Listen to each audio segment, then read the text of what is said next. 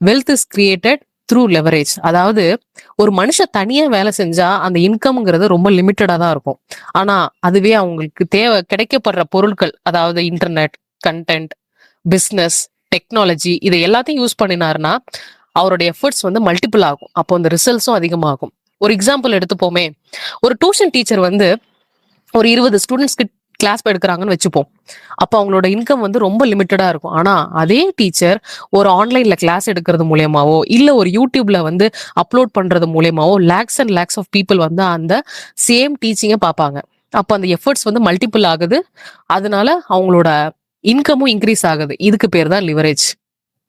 Number 2, learn skills that can be replaced. Naval சொல்றாரு, ஃபியூச்சர்ல வேல்யூபிளா இருக்கிறது creativity, communication, thinking, technology skills, story telling. நம்ம பண்ற ஒவ்வொரு ரொட்டீனையுமே ஸ்லோவா ரீப்ளேஸ் பண்ணிடலாம். ஆனா இந்த ஸ்கில்ஸை வந்து அவ்வளவு சீக்கிரத்துல ரீப்ளேஸ் பண்ண முடியாது. இதெல்லாம் யூனிக்கான ஸ்கில்ஸ். ஒரு பர்சன் வந்து ஒரு காப்பி பேஸ்ட் வேலை பண்றாருன்னு வச்சுப்போமே.